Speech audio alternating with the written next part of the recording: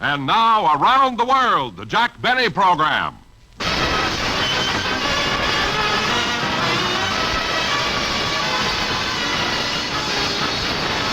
Jack Benny with Mary Livingstone, Rochester, Dennis Day, Bob Crosby, and yours truly, Don Wilson.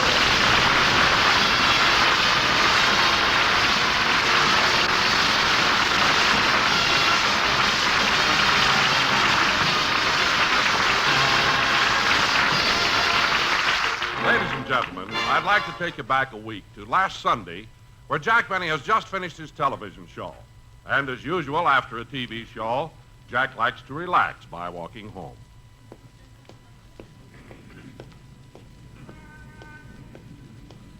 Gee, I feel good. I don't know why I was so nervous all through my television show. Everyone was so good.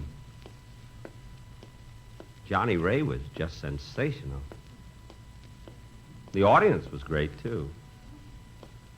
It's not often you get a happy audience like that. Gee, they applauded and laughed at everything.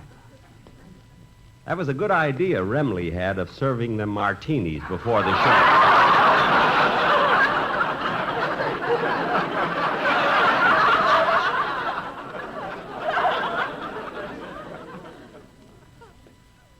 Yeah, I don't know. I like being on television. I can hardly wait till I appear on the Omnibus program. It'd be nice to do something dramatic for a change. Gee, I've accomplished a lot for a man of 39.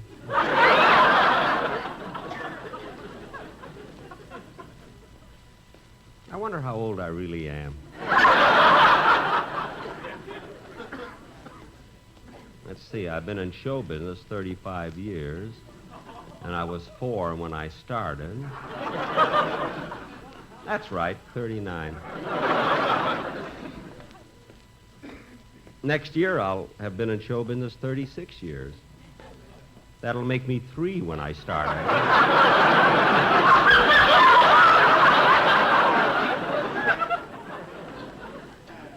Gee, 3 years from now, I'm going to be in trouble. But what's the difference as long as you feel? Uh-oh, there's the bus. Hey, wait for me! Ouch! Smart aleck driver. That's the 3rd one he snatched off my head this month.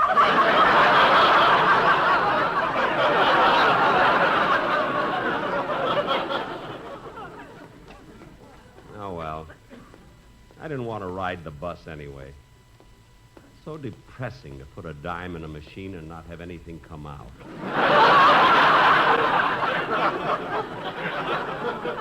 Say, that'd be a good joke for my radio show next week. The people love those jokes that make me seem cheap. I must sell it to my writer.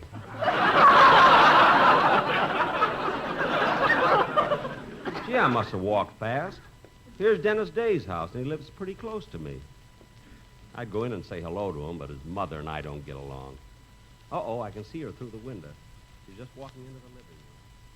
Mother, Mr. Benny's program has been over for 15 minutes. Well, thank goodness. Mother, why do you always leave the room when Mr. Benny's TV program is on? I can't resist the urge to kick him in the teeth, and television sets cost money. Oh. Say, what's that you're knitting? It's the sweater I promised you. Gosh, Mother, you're so nice to me. I wish I could do something for you to show my appreciation, but you know what Mr. Benny pays me. Yes, I know. And after 15 years, I think it's high time you got a raise. Well, Mother, I wanted to ask him for a raise 100 times, but I can never catch him in a good mood. Well, when is he in a good mood? When he's cutting someone's salary.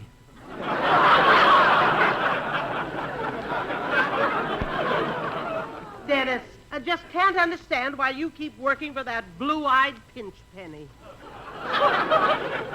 It has its compensations. Compensation? Yeah, I'm slowly driving them nuts.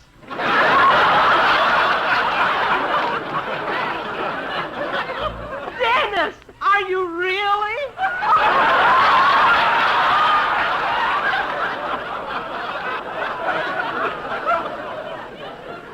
Yeah, I'm going to have got some fun with him today, too. Oh, what are you going to do? Well, when he gets home, I'm going to keep calling him on the phone and pretend I'm different celebrities and tell him how great he was on television today. Oh, goody. He's such a ham, I bet he falls for it, schnook, line, and sinker.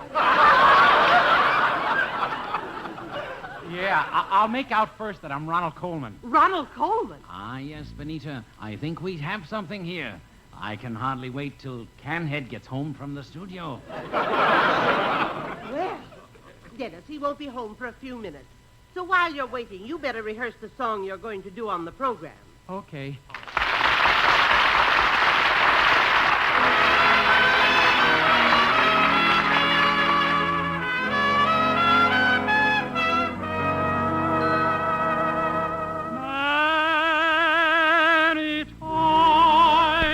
Many times, I have wanted your kiss. Many times I have dreamed we'd be kissing like this. My heart has been filled with the thought of holding you. I've dreamed it so often. At last it's come true. With a smile, with a sigh, with a star up above. Here we are, you and I, the beginning of love. While searching for heaven, I found it just then. Take me there many times again.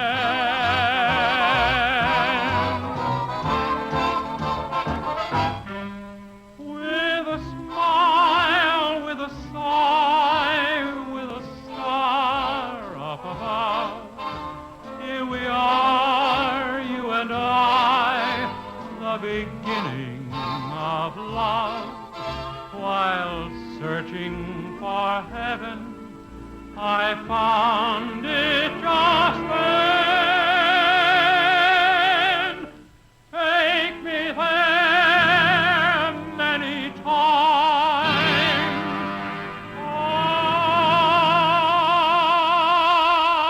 again.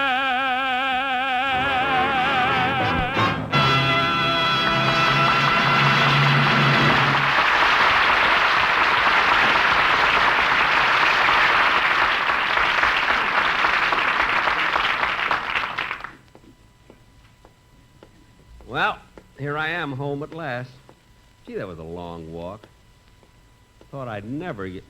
Oh, there's my new gardener. Been wanting to talk to him. Oh, Jerome! Jerome! Hello, Mr. Benny. Jerome, I hate to complain, but this front yard of mine is a mess. Since I hired you, nothing seems to be growing right. Well, to tell you the truth, Mr. Benny, I never should have taken this job. Why not? I'm a flower man. I don't know nothing about vegetables. But, Jerome... Look at your front yard. Carrots, celery, tomatoes, potatoes, But, Jerome... eggplant, lettuce, parsnips, artichokes. But... Not one lousy petunia in the whole place. Who eats petunia? Look, Jerome, just do the best you can. I will.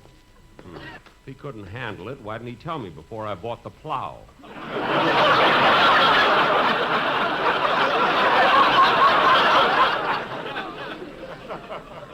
Oh, well. Oh, Mr. Benny, Mr. Benny. What is it, Rochester? There's a phone call for you. Oh.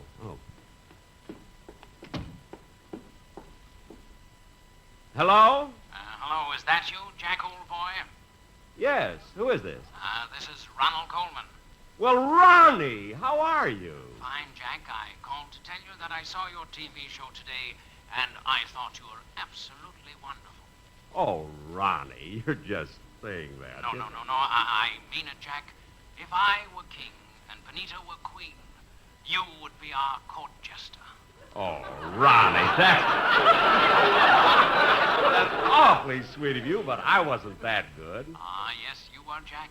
Well, thank you. Thank you very much, Ronnie. You know, Ronnie, it's strange, but I've always had a silly notion that you didn't like me. On the contrary, Jack, I've always thought of you as quite a pleasant schlemiel.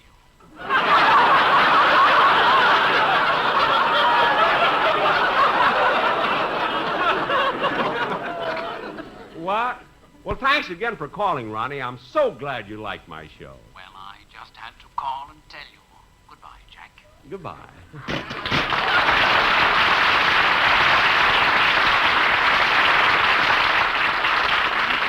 Rochester, you'll never guess who... Oh, hello, Mary. When did you come in? Rochester let me in while you were on the phone. Oh, Rochester, see you at the door, will you? Yes. Incidentally, Mary, what did you think of my TV show? Well, to tell you the truth, Jack, I was so upset about my maid, Pauline, that I couldn't concentrate on the show. Excuse me, boss. There was Mr. Warner at the front door, and he wants to see you privately. He's waiting in the den. Warner? Mr. Jack Warner, Warner Brothers Studios. Oh, Jack Warner. Oh, excuse me a minute, Mary. Well, Mr. Warner. Hello, Jack. Well,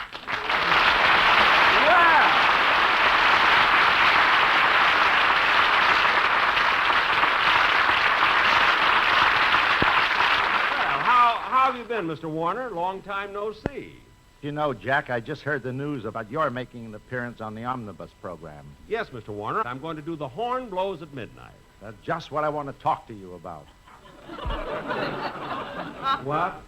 Look, Jack, you made that picture for us in 1944, didn't you? That's right. It was for the Warner Brothers. Well, since then, our studio has produced Streetcar Named Desire, House of Wax, Hondo, The Eddie Cantor Story, Calamity Jane, and this year I'm sure our picture so big will be up for an Academy Award.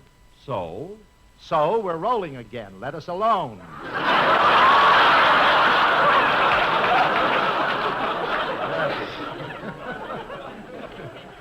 Now, just a minute, Mr. Warner. How can you say that?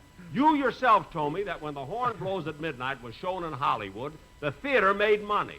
That's because we rented out the balcony as a trailer camp. But, Mr. Warner, you can't put all the blame on me. When you did that picture, you made one big mistake. I know. We put film in the camera. Mr. Warner, that's an old joke. Yeah, if I had anything new, I'd have put it in the picture. Well, I'm sorry, but I still think it's a great story. And if you'd listened to me while we were making it, The Horn Blows at Midnight would have been a terrific hit. Jack, we tried everything. We even spent over $100,000 for a new finish. And nobody even stayed to see it. Well, that's not my fault. And you'll see it's going to be great on television when I do it on Omnibus. All right, Jack, if you won't listen to reason, maybe you'll listen to this. We'll give you $5,000 not to do it.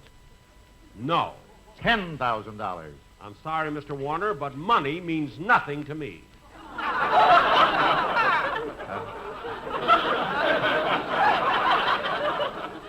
I've got to listen to the repeat show and see if I really heard that.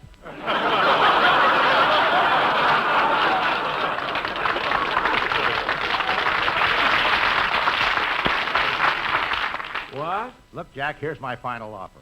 My brothers Harry, Albert, and myself are willing to take you into the firm and make you one of the Warner Brothers. No, I'm afraid not. That means I'd have to change my name. If you do, the picture we're going... I blew it.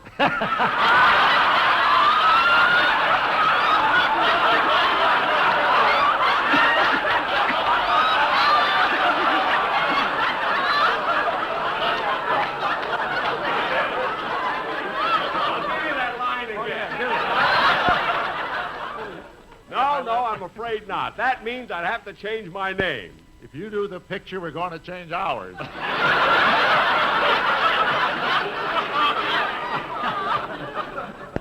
I'm sorry, but my mind is made up. I'm going to do The Horn Blows at Midnight on television, and that's final, Mr. Warner.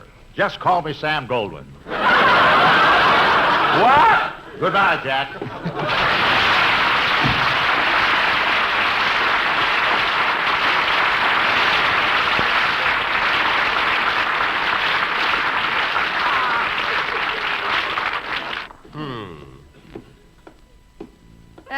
Jack, What did Mr. Warner want? Oh, he heard that I was going to do the horn blows at midnight on Omnibus, and he's trying to stop me. Stop you? Yeah, I don't know why. He admitted himself he's back on his feet. Certainly. I mean, you've done pictures for studios that have never recovered. Why, certainly. After all... Hello? Hello, Jack. This is Jimmy Durante speaking. Gosh, it's good to hear from you. Well, pay close attention, because I'm calling long distance. Long distance? Yeah, my schnozzer's between me and the mouthpiece. I got 100 of them, 100 of them. Jimmy, I thought you had 1 million of them. I did, but I'm using them up in television. Oh. But to come to the point, Jack, I just had to tell you how great you were today. You mean on my TV show? Yeah, your performance not only warmed the cocktails of my heart, but it was the histrionic triumph of stupendous, colossal magnitude. Jimmy, you've never paid me such compliments. And I won't again. I just fractured my tongue. Well, I've got to hang up now. I'm late. Where are you going? To Clifton Fadiman's house. We play Scrabble tonight. Oh, well, thanks very much, Jimmy. I'm sure glad you liked my show. So long. And an au revoir to you, too.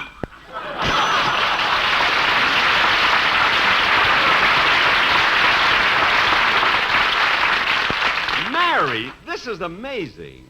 What's amazing, Jack? Well, first Ronald Coleman calls, now Jimmy Durante, and they both just raved about my TV show. Well, it was good, Jack. Good? It was a histrionic triumph of stupendous colossal magnitude. Cha-cha-cha. That's what it was. You know, when fellow performers praise you, it gives you such a good feeling. Say, Rochester, didn't I hear somebody at the back door? Uh-huh. Here, Mr. Benny, this is yours. The bus driver dropped it off. At least he didn't run over it like he did the last time. I'll get it. Oh, hello, Mr. Crosby. Hello, Rochester. Is the funny man at home? Yes, sir. Oh, hello, Bob. Come on Hiya, in. Jack. Hello, Mary. Hi, Don. Hello, Bob. Hey, Bob, that's a nice suit you're wearing. Thanks, Jack. What kind of a flower is that in your lapel? That's an artichoke. I picked it in your front yard. Oh. For a minute, I thought I was in the farmer's market. All right. What'd you come over for, Bob? Well, Jack, I was going to call, but, my wife insisted that I should mention this to you in person. Well, wives know best. What is it, Bob? What is it? Well, Jack, I'm still being paid by the week, aren't I? Of course, Bob. That's the way I pay all the members of my cast. Well, I sort of hate to mention it, but, this is our 11th show this season, and I'm a little behind. Oh, well, Bob, sometimes there's slight unavoidable delays. The mail is late, or the accounting department slows up a little. How many checks have you gotten? 2. Only 2 checks all season? That's right. Bob, I don't know what to say. This is terribly embarrassing. You should call my business manager immediately. Well, I already did. I told him I've received 2 checks this whole season. What did he say? Congratulations, I only got 1.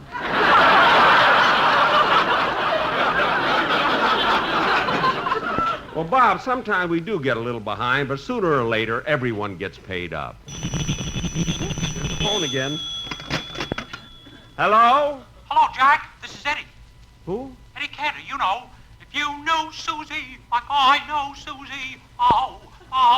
Eddie, I know you. How are you, Eddie? Fine, Jack. I just wanted to tell you that you were magnificent today on your TV show. Simply magnificent. Well, thanks, Eddie. I just can't tell you what this call means. It gives me a real thrill. I thought it would. Bye, Jack. So long, Eddie. Well, this is really something. First, Ronald Coleman congratulated me. Then Jimmy Durante. Now Eddie Cantor. Did Eddie like your show, too? He was nuts about it. Gee, I feel so good, I want to give a party. Say, why don't you kids come down to the Brown Derby and have dinner on me? How about it, huh? Yeah, the Brown Derby. That sounds good to me. We can all go in my car. Good. Oh, wait a minute. Rochester! Yes, boss? If there are any more calls for me, tell them they can reach me at the Brown Derby. Okay. Well, come on, everybody. Remember, this dinner party's on me.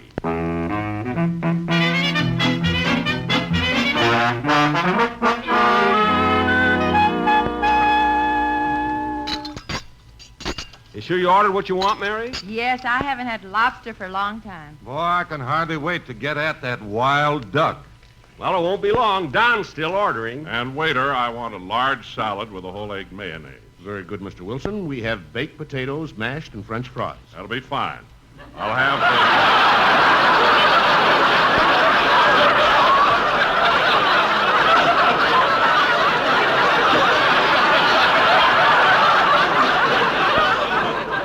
I'll have the large T-bone steak, a small filet mignon, a side of spaghetti, carrots, peas. Waiter, I thought I told you to put it all on one check. The way he's ordering, I'm lucky if I can get it on 3. Well, keep ordering, Don. I don't want any of you to hold back. It's all on me. Say, Jack, isn't that Jimmy Stewart over at that table? Jimmy Stewart? Hey, you're right, Mary. That's Jimmy Stewart sitting right over there. I think I'll go over and say hello to him. There's a phone call for you, Mr. Benny. I'll plug it in here. Oh, thank you. Hello? Hello, Jack. This is Jimmy Stewart.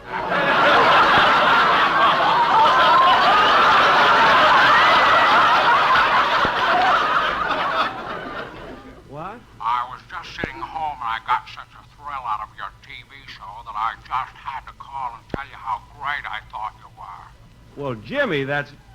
Wait a minute. Jimmy Stewart? Yeah. Wait, you can't be Jimmy Stewart because he's sitting right here in the Brown Derby. I'm looking at him right now. Ebenezer, we went one too far.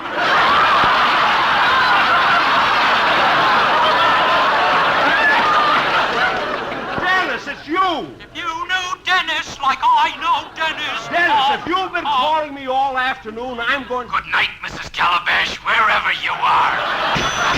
That doesn't!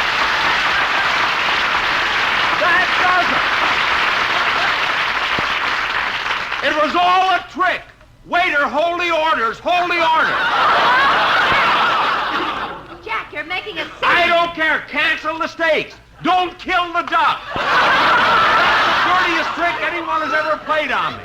I'm going home, and the dentist is going to hear from me about this in the morning. That's devastating.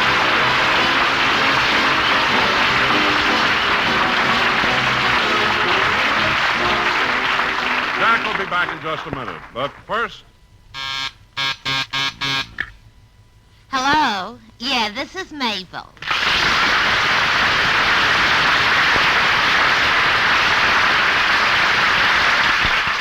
Oh, hello, Gertrude. How are you? Yeah, I got another letter from Sylvester from overseas.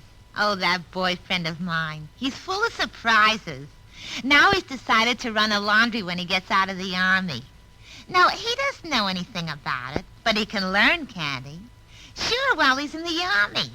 Well, all he's got to do is write to Madison 3, Wisconsin, and Safi sends a manual that tells him all about it. What do you mean? A manual who? They send you a book. Yeah. Sylvester says they've got 19 manuals on all kinds of small businesses. What? How should I know how Sylvester got interested in laundries? Maybe because it's like he wrote me. So many of his buddies have taken him to the cleaners.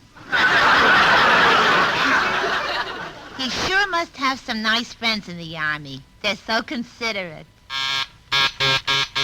Oh, I gotta disconnect you, Gertrude. My buzz is flashing. I'll let you know when I hear from Sylvester again. Yeah. Don't take any wooden nickels. Bye.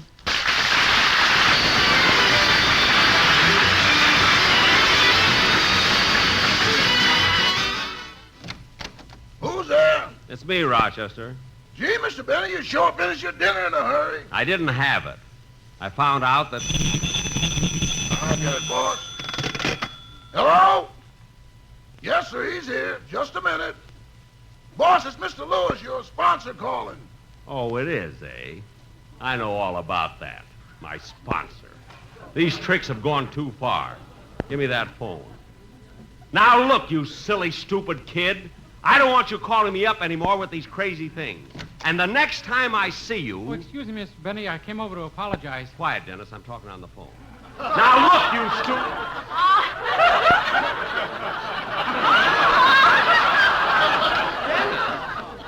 Dennis is here. Mr. Lewis! Mr. Lewis, I thought you were someone else. Really, I didn't, Mr. Lewis. But... But...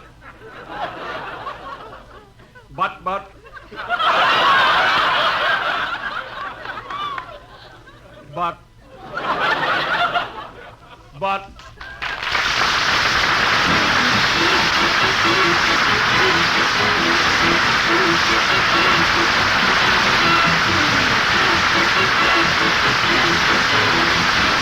Jack Benny program is written by Sam Perrin, Milt Josephsberg, George Balzer, and John Tackaberry, and produced and transcribed by Hilliard Marks. Don Wilson speaking. Good night. This is the United States Armed Forces Radio Service.